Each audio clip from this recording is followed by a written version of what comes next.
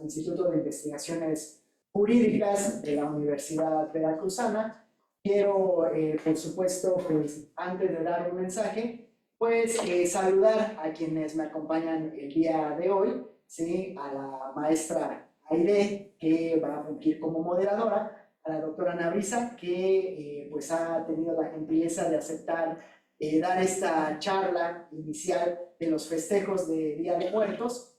Saludo también muy cordialmente a mi querido doctor José Lorenzo Álvarez Montero, investigador de este instituto, maestro del doctorado en Derecho, al doctor Evaristo, que nos acompaña de la UPAP, un muy querido amigo, gran aliado, a la doctora Ana Bello, profesora de doctorado, investigadora de este instituto, y a todas y todos quienes nos acompañan realmente el día de hoy. Es muy grato tenerles aquí.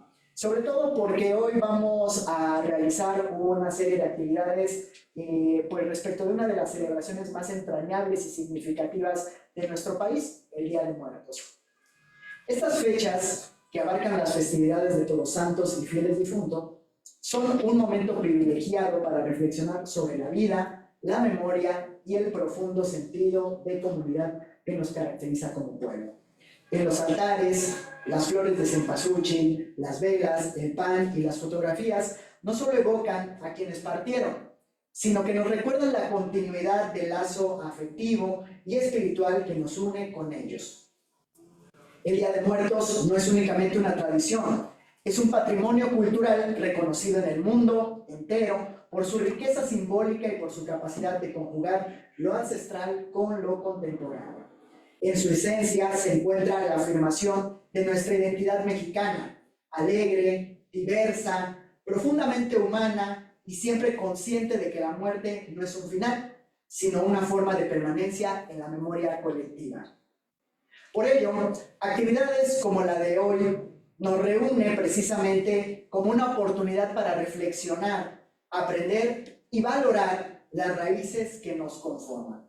Agradezco nuevamente a la doctora Ana Brisa Oropeza su disposición para impartir esta conferencia y reconocer la gran labor de las y los alumnos de la quinta generación del doctorado en Derecho para la organización de estas festividades y la instalación del altar, el cual pues también conmemora la memoria de nuestra querida maestra Rosario Huerta. Que esta conmemoración sea, por supuesto, una invitación para mantener viva la tradición, fortalecer nuestra identidad y a celebrar la vida a través del recuerdo.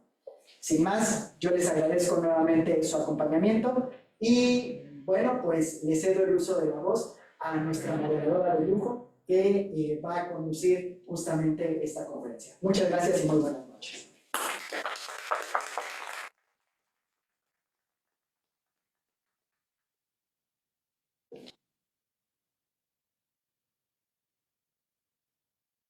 Bueno, pues muy buenas tardes a todas y a todos. Primero que nada agradecemos la presencia de las personas que se encuentran dentro de este recinto y a los que nos siguen a través de las distintas redes sociales. Hoy nos reunimos, como lo decía el doctor Arturo, no solo para recordar a quienes ya no están con nosotros, sino también para reflexionar sobre el profundo valor cultural, histórico y social que encierran las festividades del Día de Muertos. Sobre todo porque es una celebración mexicana reconocida por la UNESCO como Patrimonio Cultural Inmaterial de la Humanidad desde el año 2008, pero que conlleva un antecedente de gran relevancia para los mexicanos.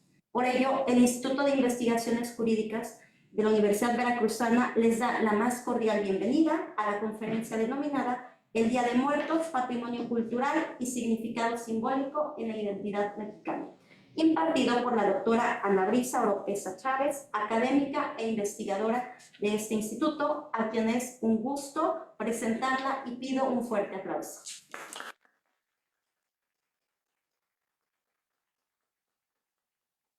Antes de cederle el uso de la voz, me voy a permitir leer una breve síntesis curricular de su trayectoria académica.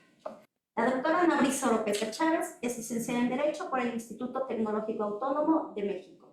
Es especialista en Derecho Constitucional y Ciencia Política por el Centro de Estudios Políticos y Constitucionales de Madrid y doctora en Historia de América por la Universidad Complutense de Madrid.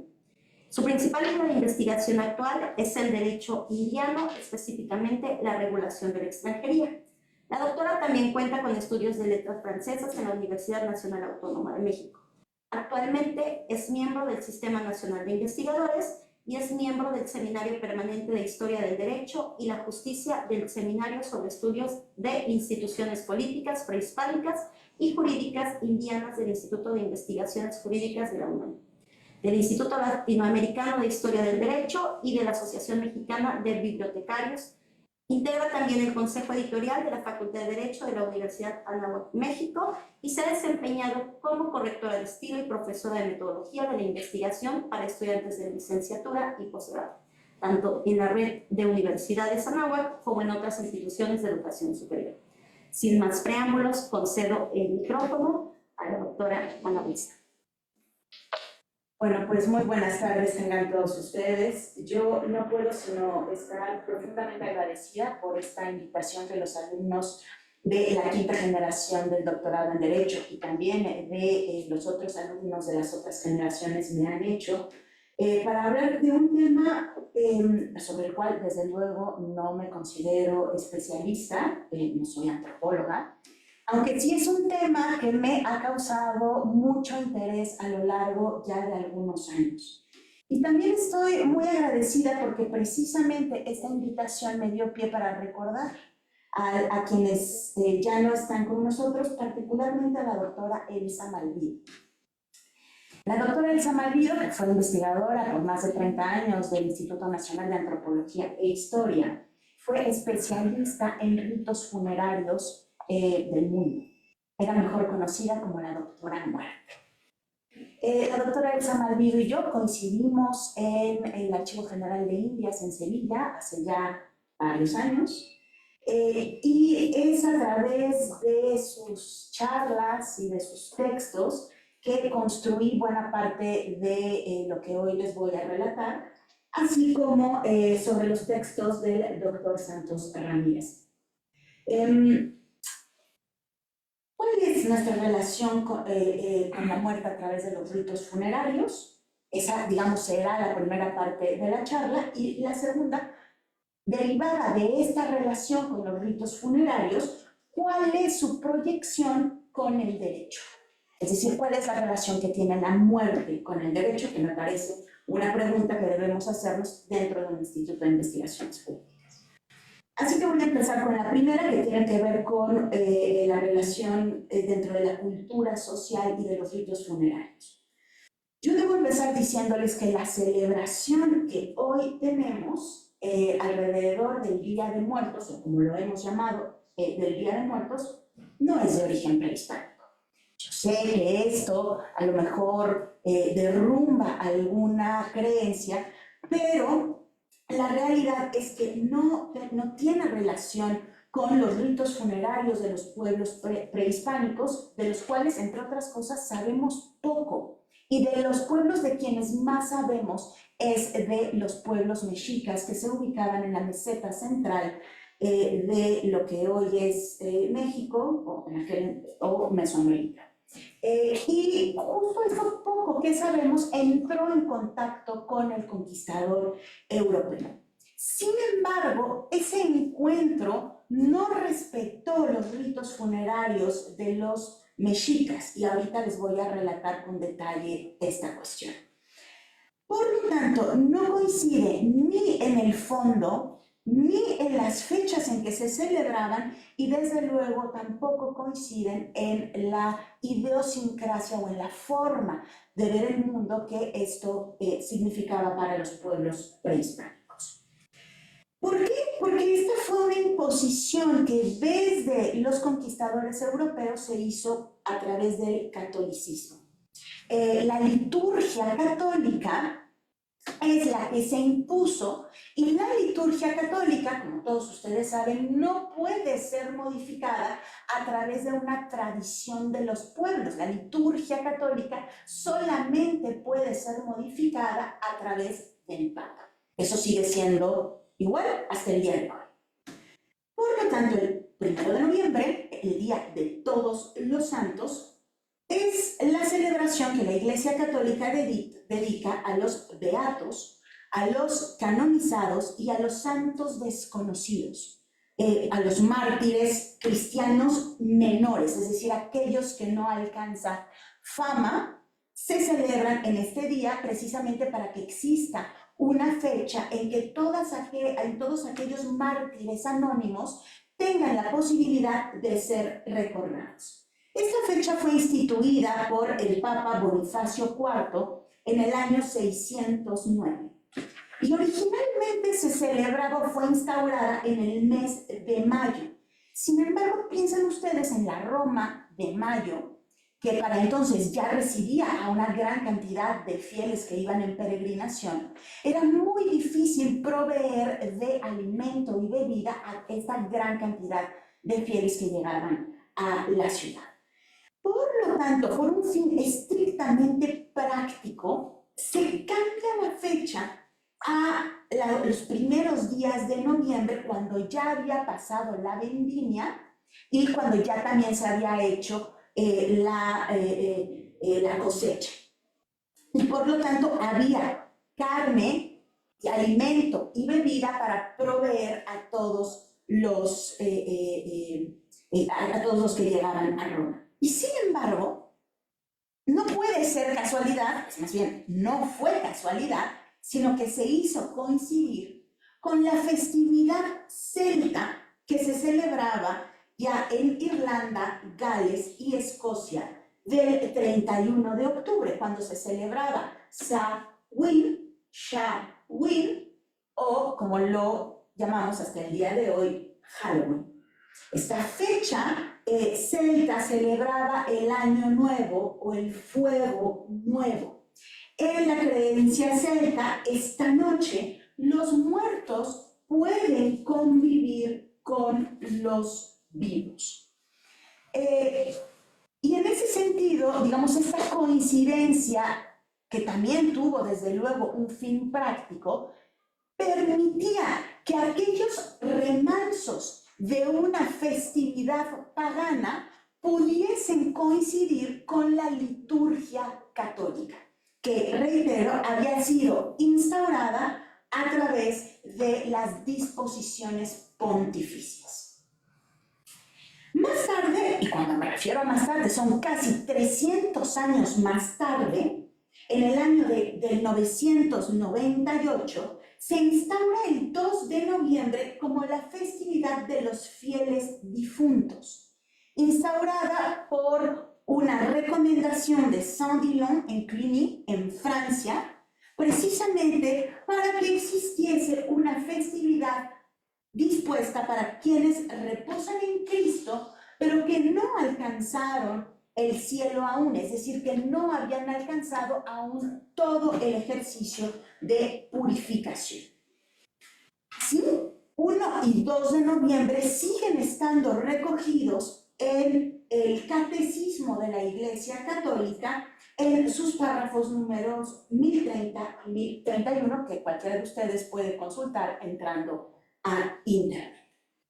El 2 de noviembre se autoriza celebrar hasta 3 misas plenarias para las almas que se encuentran en el purgatorio, es decir, una suerte de misa que permite que aquellos que se encuentran atorados en este espacio puedan salir, independientemente de que se encuentren o no en la memoria de quienes están vivos.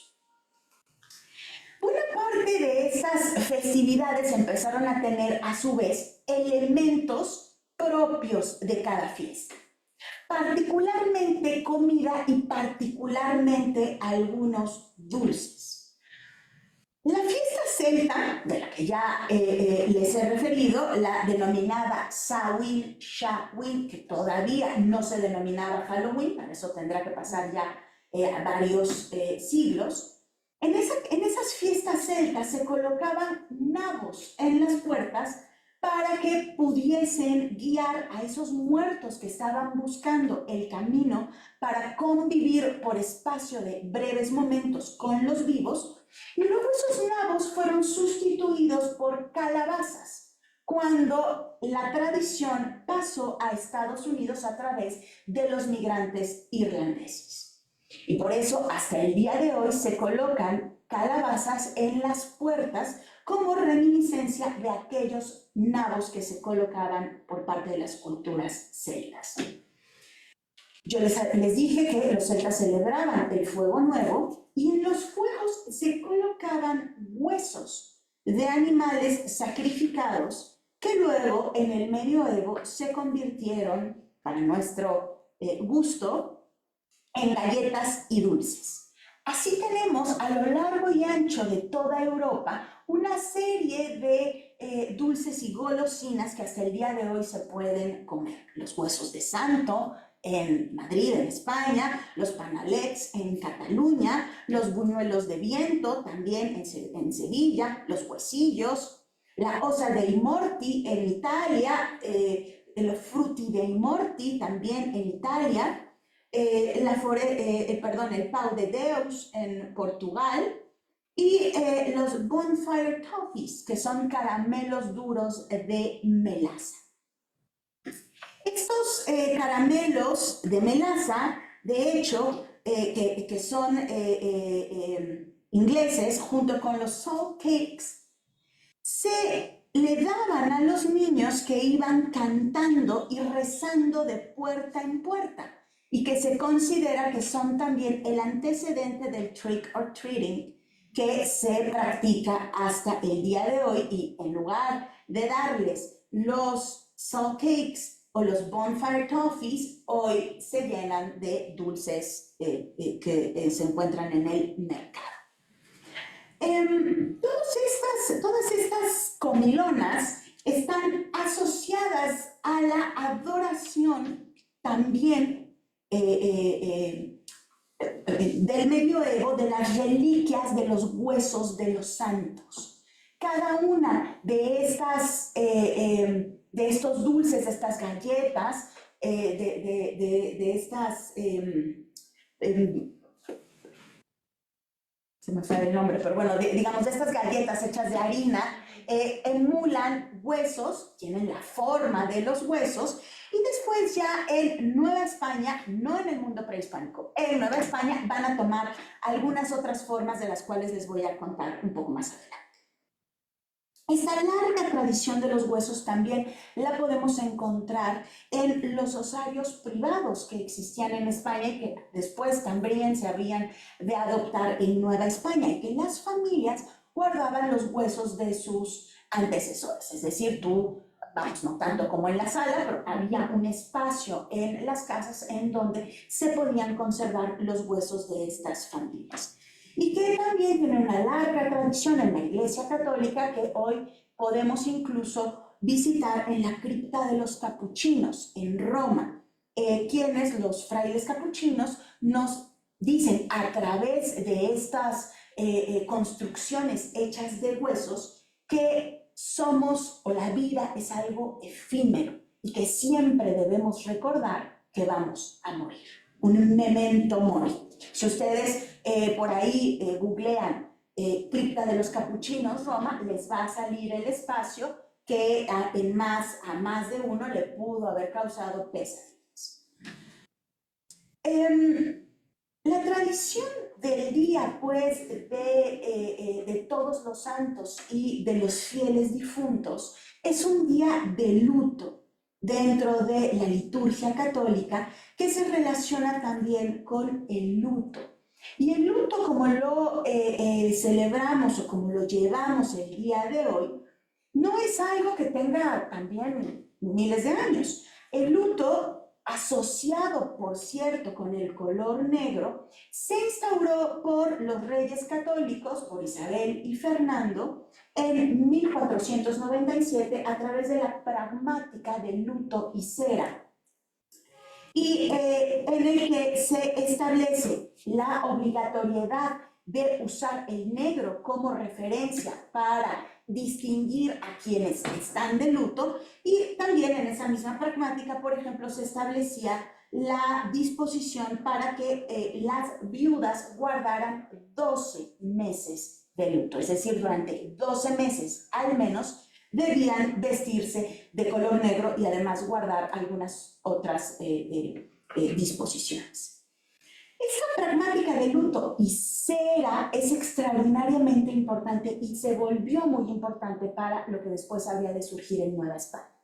La cera era uno de los bienes monopolizados por la corona de Castilla, igual que el tabaco, por ejemplo, o igual que la pólvora. Solamente la corona, a través de la iglesia indiana, podían vender la cera. Entonces, la cera, las velas eran particularmente caras.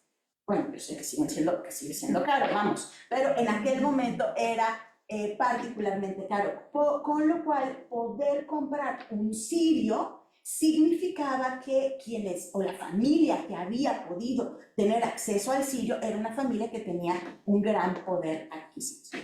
Bueno, eso la liturgia católica.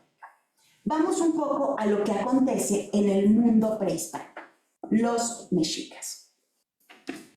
Los mexicas, insisto, que son el pueblo con el que el conquistador europeo va a entrar en contacto directo. Esto significa que los ritos funerarios del resto de los pueblos prehispánicos y mesoamericanos guardan una diversidad de la que conocemos muy poco. Y es un error considerar que todos los ritos funerarios se equiparaban al rito funerario de los mexicas. Eso es una incorrección. Yo voy a hablar aquí en concreto del rito funerario mexica y de la cosmogonía mexica. Los mexicas consideraban pues a la muerte como un elemento liberador de una vida que estaba hecha para sufrir. No en el sentido del sufrimiento asociado a una penitencia del rito o de la creencia católica, sino de un sufrimiento físico. Es decir, el mundo, este plano en el que nos encontramos, es un mundo en el que podemos padecer hambre, frío, dolor físico, hay que trabajar, es decir, es una vida que está dedicada, digamos, al sufrimiento. Y la muerte, entonces, era la posibilidad de cambiar de plan. Y la muerte era, y esto coincide con la liturgia católica, al menos hasta el siglo XIX, la muerte era un rito o conllevaba un rito colectivo, en el que los muertos eran compartidos. Es decir, es un tema que el dolor, el sufrimiento por perder a alguien, no es un tema individual o incluso íntimo, como lo concebimos hoy en día, sino que es un trance que hay que vivir en colectividad. El rito funerario mexica implicaba incinerar a los muertos en su gran mayoría. ¿Existía la inhumación? Sí, pero no era la regla general. A los muertos se les incineraba. Las cenizas, sobre todo si el muerto había sido un guerrero destacado o un personaje de la vida pública destacada, en ocasiones era mezclada con alguna bebida y se bebía.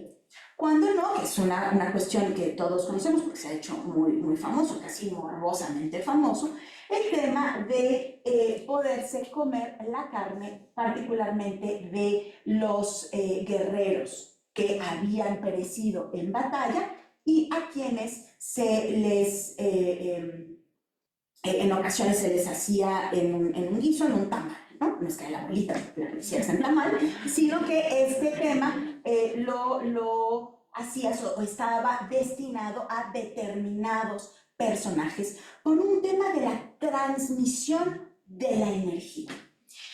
Si eso a ustedes les parece horroroso y dicen, no, qué barbaridad, pues yo solamente quiero recordar que dentro del rito católico nosotros nos comemos el cuerpo de Cristo en cada misa. Y ya sea que ustedes estén por la teoría de la transubstanciación o de la transmutación, pero en todo caso nosotros nos comemos el cuerpo de Cristo precisamente en esta concepción de la posibilidad de obtener energía a través del Dios de los católicos. De hecho, cuando uno platica con personas que no pertenecen a la religión católica, es algo que normalmente te pueden observar. Oye, tu religión es la que se come a tu Dios, ¿no? O sea, ustedes se comen a tu Dios y bueno, pues uno ya cuando cae en cuenta, pues sí, efectivamente no es literal, pero existe dentro de nuestra creencia la posibilidad de poder obtener el cuerpo de la deidad y a través de ello un ejercicio de purificación. Bueno, los ritos funerarios, insisto, estaban diferenciados. Sin embargo, los mexicas tenían un duelo y ese duelo tenía un total de 4 años. Al término de esos 4 años, no se volvía a hablar del muerto. Tú le habías dedicado durante 4 años un acompañamiento a la persona que había fallecido y después de ese tiempo, esa persona había llegado a otro plano y por lo tanto merecía quedarse en ese plano en paz y también los vivos debían seguir con la vida. Ese viaje de 4 años, que es en realidad un viaje espiritual, se llevaba a través de 9 niveles, que esto también es de las cosas, digamos, que más famosas, ¿no? Este viaje al inframundo con destino final, el Mictlán. Pero comenzaba con la forma en la que morías. Y la forma en la que morías era decisiva para saber el tipo de viaje que ibas a emprender. Para llegar finalmente al Chikunamictlán, donde habitaban los señores de la muerte. Y como todo lo relacionado con la cosmogonía mexica, es un mundo en donde hay dos, es decir, estamos hablando de una cosmovisión cíclica y dualista. Toda la concepción del mundo mexica es una concepción del equilibrio. Y todos los aspectos de la vida y de la muerte son una búsqueda del equilibrio. En el Chikunamictlán vivían 2 dioses, Micantecutli y Mixtecacihuatl, que eran esposos. Y estaban asistidos por búhos, murciélagos, gusanos y 100 pies, que al menos son los más conocidos. Alrededor de esto, y yo les decía que en función de cómo habías muerto, es que se desdoblaba tu viaje hacia el inframundo. Y por lo tanto, para cada una de esta tipología que se dividía en 4, había celebraciones. Una fiesta pequeña de los muertos, luego una gran fiesta de los muertos, una fiesta de los cerros para aquellos que habían sido enterrados y no incinerados, y la fiesta mayor, que era el encogimiento o envejecimiento, el tititli, que aquí se colocaba una representación del difunto hecha con un manojo de ocote y era la mayor porque era efectivamente el viaje que terminaba en el Mictlán. No todo mundo iba al Mictlán. No por un tema meritocrático, sino por la forma en que morías. Estaba el cielo, Tlacolan, para los ahogados y muertos por un rayo. El Zincalco, para las almas de los niños. El Chichihualcuaco, que era un árbol nodriza para los nonatos. De hecho, de ahí viene, o más bien, no es que de ahí venga, está relacionado con la palabra chichi, porque era un árbol que amamantaba a los nonatos hasta que podían encontrar el camino para volver a nacer. Y la Casa del Sol, que estaba destinado a los guerreros y las mujeres que habían muerto de parto. Cada uno de estos cielos tenía, por lo tanto, su festividad.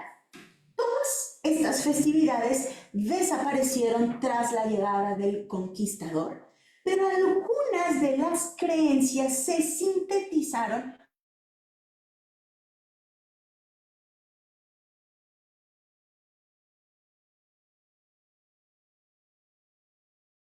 con las creencias católicas. camino al origen. Y aquí debemos recordar que buena parte de lo que sabemos de estos caminos lo conocemos a través de la realización de estos cuestionarios que los frailes le hacían a los indígenas que habían sobrevivido a la guerra de conquista para abrevarse de cómo había sido el mundo antes de ello. Cuestionarios que se aplicaron bajo el reino de Carlos V, pero particularmente de Felipe II. Y yo aquí siempre le digo a mis alumnos, si llegara un extraterrestre a la Tierra y entraras en contacto con él, pues le preguntarías cosas, ¿no? Después del susto y demás, pues le preguntarías cosas. Pero tú le preguntarías cosas en función de cómo entendemos nosotros el mundo. En función de que para nosotros hay un arriba y hay un abajo. En función de que para el mundo occidental el tiempo es lineal y va de atrás para adelante. Hago la aclaración que eso no es así en todas las culturas. Nosotros preguntamos en función de cómo nosotros entendemos el mundo. Pues lo mismo ocurrió con los frailes y con los funcionarios que aplicaron los cuestionarios para construir esta información. Ellos preguntaron en función del mundo que conocían. Y por lo tanto, lo más parecido que ellos tenían de viajes al inframundo era lo que les decía la liturgia católica, es decir, el infierno. Y claro, la llegada a un cielo y la posibilidad de que en ese camino pudieses encontrar sistemas de purificación. El Chikunamictlán, que era, digamos, el cielo a donde iba la mayor parte de las personas, estaba representado como una cueva con boca, o también como un monstruo saurio, es decir, como un reptil, o también como una vagina dentada, en el sentido de que el espacio de la muerte era un proceso no solo de eyección, sino de introducción, de regresar al origen.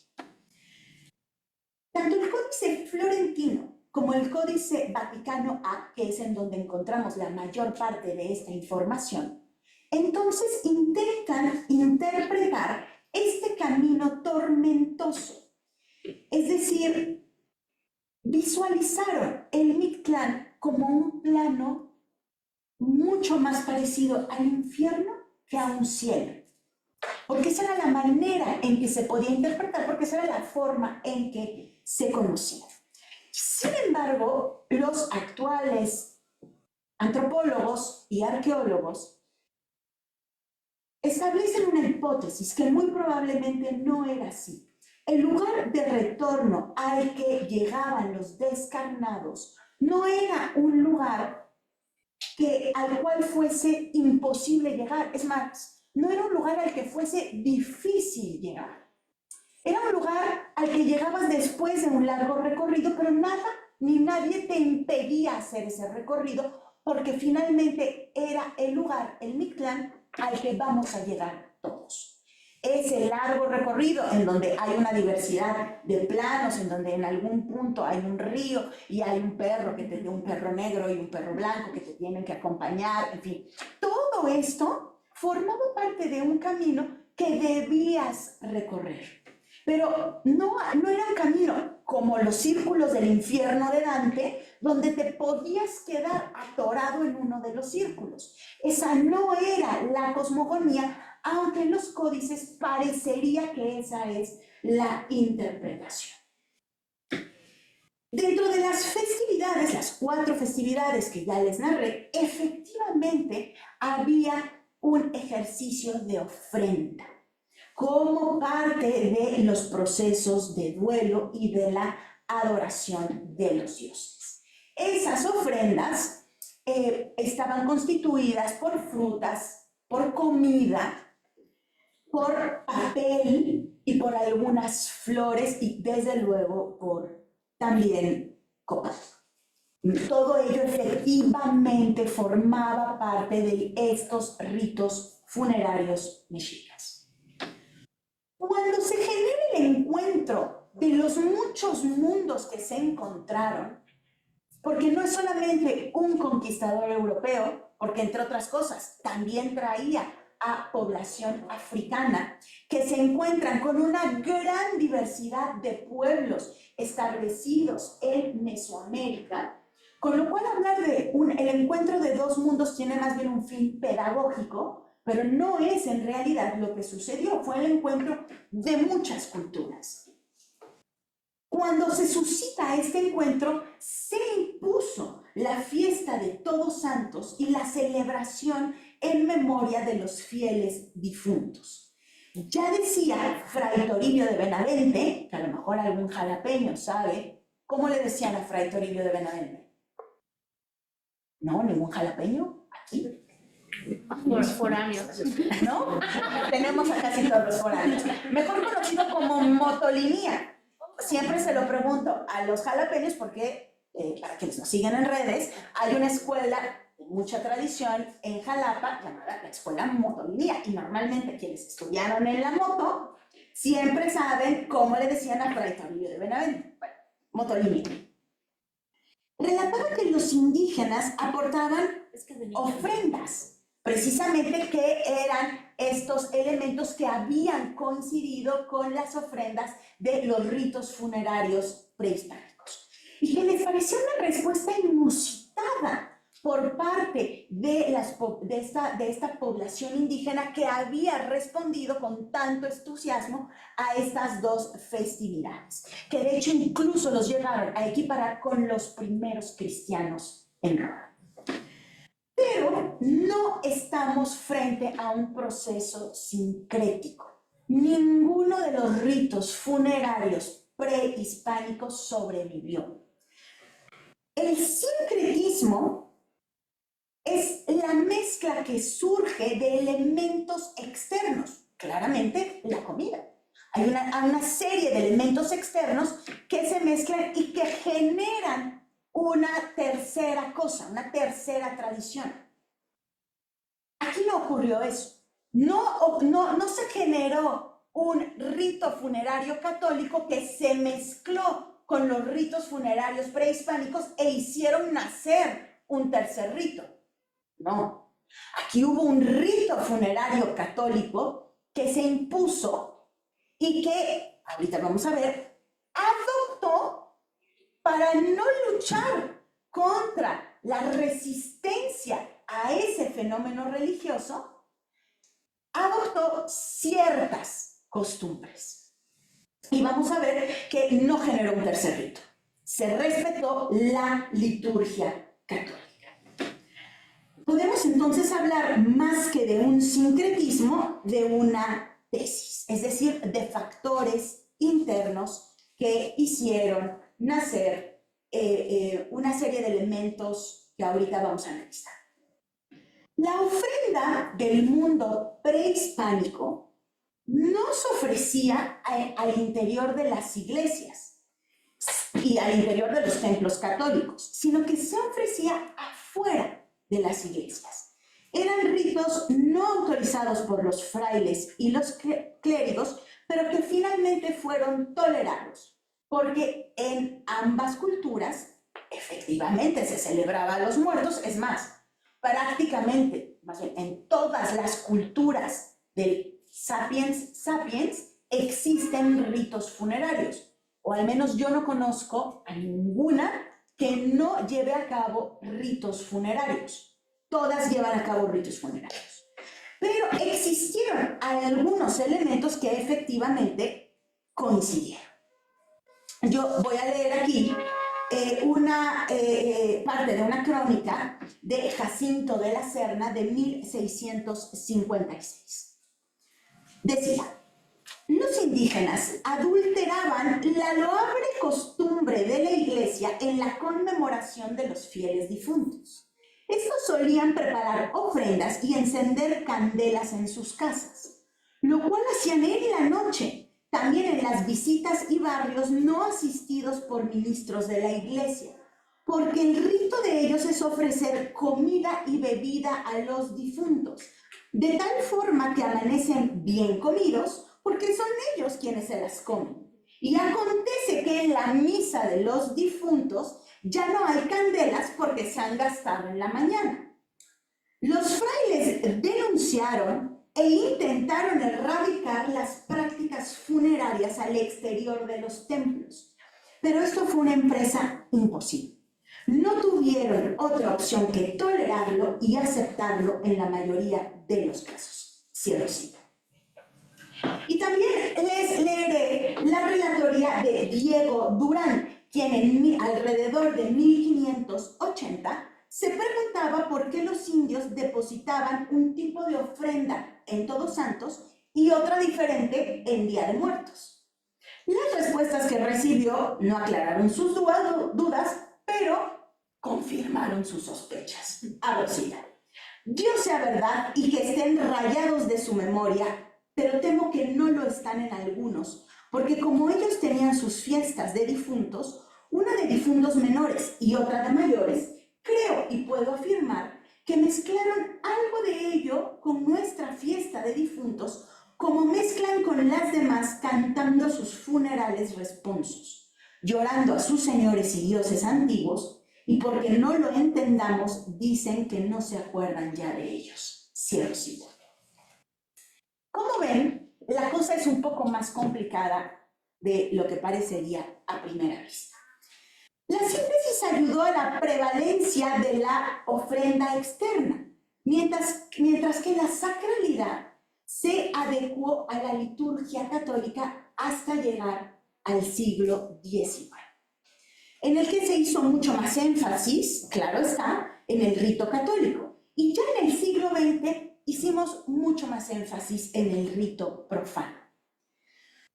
E incluso se incorporaron elementos artísticos surgidos hacia finales del siglo XIX, como la Catrina de José Guadalupe Posadas, que entre otras cosas fue una figura de crítica política. No nació como parte de un proceso asociado a un rito funerario.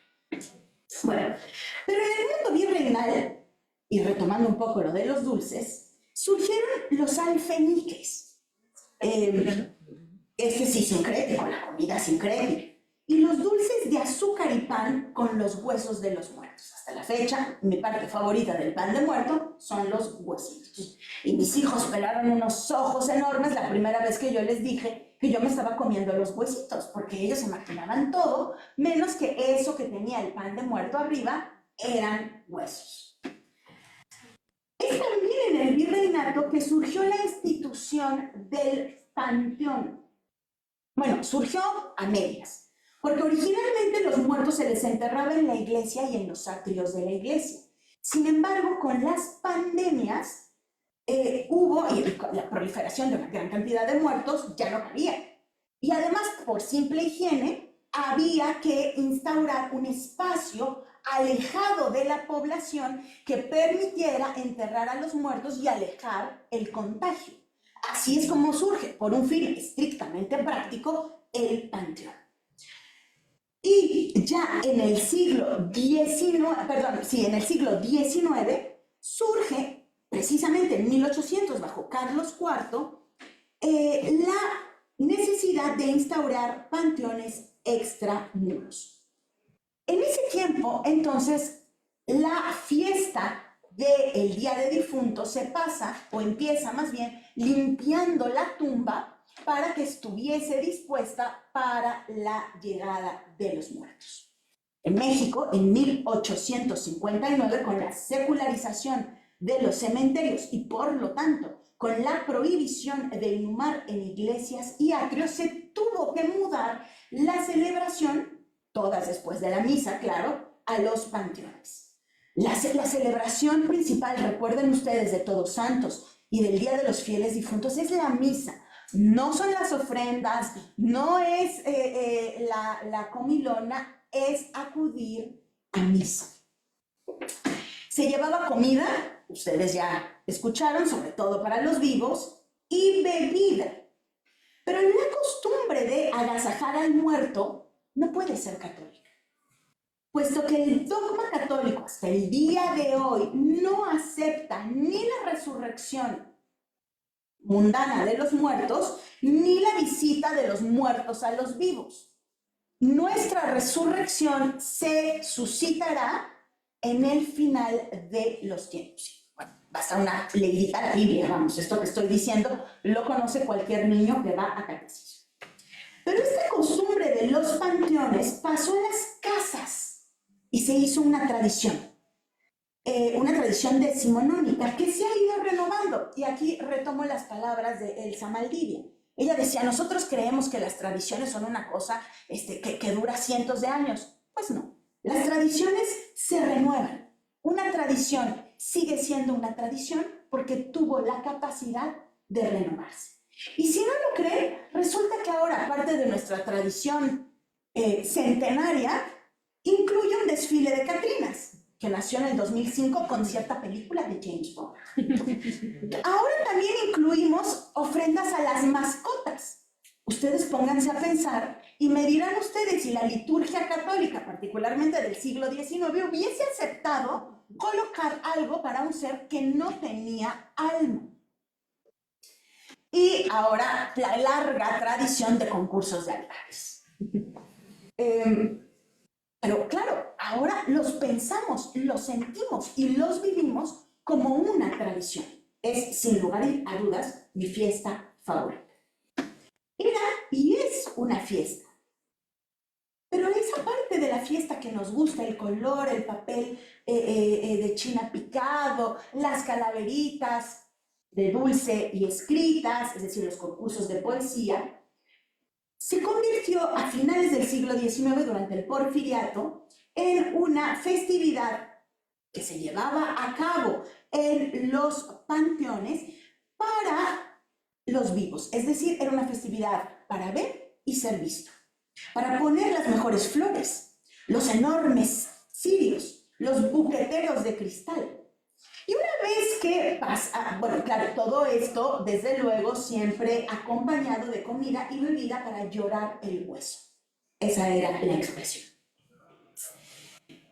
En el muerto se pensaba poco, la verdad. Tras la visita al panteón se asistía a la verbena popular, particularmente, y aquí estoy hablando sobre todo de la festividad en Ciudad de México, porque aquí también habría que hacer la observación que no en todos los lugares de la República Mexicana se llevó a cabo la misma tradición. Pero en Ciudad de México, tras asistir al panteón, se iba a la verbena popular frente a la catedral y se asistía al teatro a ver Don Juan Tenorio. Y en las plazas menores se ofrecían funciones de compañías menores de teatro, las famosas carpas, donde había títeres y alguna zarzuela.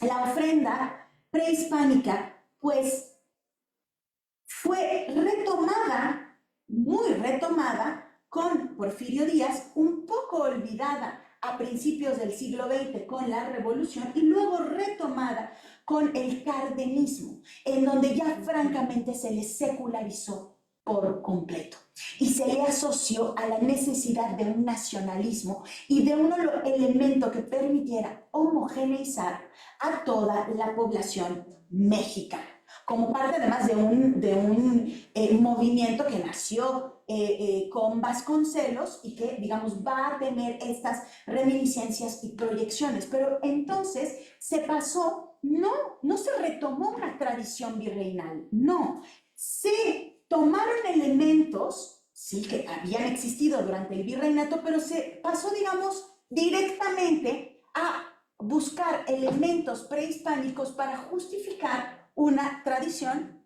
que se estaba renovando en ese momento.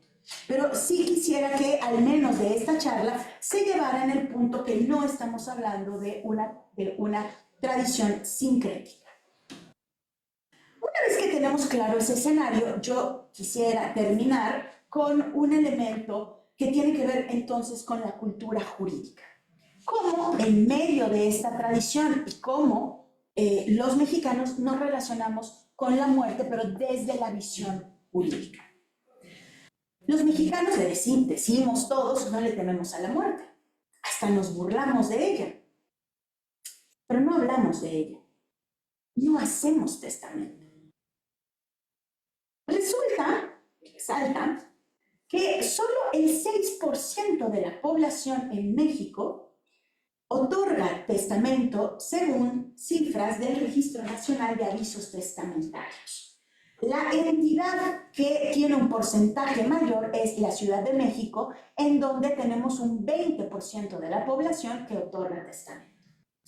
Y esto ya con las cifras que todo el gremio notarial ha trabajado enormemente en campañas de concientización. Y entonces, si los mexicanos no le tememos a la muerte, si nos burlamos de ella, ¿por qué no otorgamos testamento? Y alguien me dirá, es que eso es un tema de cultura social, estamos hablando de un tema de cultura jurídica. Ya, pero la cultura jurídica se extrae de la cultura social. No hay hacia dónde irse. Los mexicanos seguimos hablando poco de la muerte. Seguimos evitando los elementos que desde nuestra consideración la invocan. Entonces, todavía, al día de hoy, ¿por qué usted no hace testamento? La respuesta es, ¿tan viejo me ves? ¿Me veo enfermo? No, no la invoques. En realidad tiene que ver con una cultura jurídica en donde la muerte se deja en un estadio en donde queremos evitarla a toda costa. Con lo cual yo haría una reflexión que de hecho no tengo la verdad ninguna conclusión sobre esto, es más, sería un tema precioso de tesis doctoral, la relación de la muerte con la cultura jurídica en México, porque la muerte no solamente está en materia testamentaria, está en la regulación de las funerarias, está en la regulación de los servicios médicos forenses. Vaya que hemos tenido dolores de cabeza últimamente con eso. Está también ahora frente a la posibilidad real y científica del trasplante de cerebro. ¿Qué significa la muerte frente a la posibilidad de que el cerebro sea trasplantado? Y entonces a lo mejor ya llegamos a las reflexiones de la literatura borgiana. ¿Cómo lograr la vida eterna? Porque decía Borges, es que nos hemos fijado en lo equivocado. ¿Qué importa el cuerpo? La vida eterna se logra a través de la posibilidad de que sobreviva la conciencia. El trasplante de cerebro plantea más de una pregunta también para los abogados. Y finalmente voy a cerrar con una reflexión nuevamente de Elsa Malvin. A partir de mediados del siglo XX, siglo pasado, decía Elsa, cuando el narcotráfico empezó a aparecer en la vida pública, apareció también el culto a la Santa Muerte. Y eso, y ella tiene un estudio muy interesante en el que hace una correlación entre la apropiación de los espacios públicos por parte de los grupos del narcotráfico con un aumento de la feligresía de la Santa Muerte. Porque la muerte reclama a reclama su culto. La Santa Muerte, claro, no es solamente un tema que esté en México, es algo que compartimos con toda América Latina, al menos. En Argentina es el culto a San Muerte, que también es un culto, digamos, que tiene una gran cantidad de adeptos, y que aquí en Jalapa tenemos, de hecho, al igual, dos templos, uno que está en Las Ánimas, en la calle Liquilámbar, y otro que está en la colonia Progreso, en la avenida Villahermosa, si alguien quiere comprobar. Es decir, el tema de la muerte es un tema que desde luego tiene una proyección sociocultural, tiene una proyección en los espacios como el que vamos a disfrutar el día de hoy, pero también tiene un espacio para la reflexión jurídica, para la reflexión de la sociología jurídica y también, desde luego, para la regulación del fenómeno religioso. Les agradezco muchísimo su paciencia.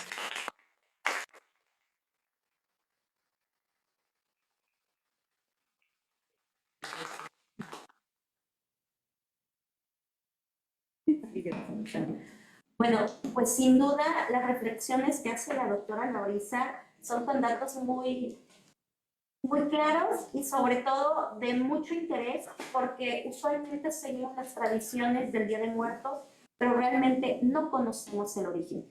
Entonces, todo esto nos deja muchísimas dudas, muchísimos temas por abordar y sobre todo muchos temas de investigación que seguramente saldrán porque son temas de estudios olvidados. Entonces, aquí, bueno, es importante que las participaciones que ustedes tengan respecto a este tema podamos aprovechar a la doctora Ana Brisa, porque me queda claro que tiene una noción muy amplia respecto al tema, ha tenido un conocimiento muy amplio respecto a cómo ha evolucionado todo este fenómeno.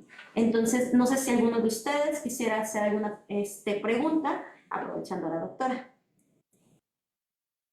Tengan miedo a la muerte. Yo creo que ya todo el mundo quiere ir. Ya todo el mundo quiere los tamales y el pan. Exactamente. Bueno, pues entonces, si no hay ninguna intervención por parte suya, agradecemos profundamente a la doctora Ana Brisa por esta participación, por esta espectacular exposición en la cual de verdad nos deja muchos temas de análisis y sobre todo que entrelazan al derecho, la cultura y sobre todo la memoria, que son temas que muchas veces dejamos olvidados. Este diálogo totalmente nos recuerda que la justicia no solo se construye dentro de los tribunales o en las leyes, sino que también es el reconocimiento de nuestras raíces y sobre todo de nuestras identidades y de quienes nos precedieron. Finalmente, a nombre del Instituto de Investigaciones Jurídicas de la Universidad Veracruzana, agradecemos su presencia y les invitamos a participar en la exposición y presentación del TAR que se ha elaborado por parte de los alumnos del doctorado en Derecho, que en este caso es en memoria a la doctora María del Rosario Huerta Lara, y posteriormente al convivio cultural que nuestros compañeros también han preparado con mucho cariño para ustedes. Y como lo decía la doctora Ana Brisa, muchas gracias y que vivan nuestras tradiciones de Día de Muertos. Gracias.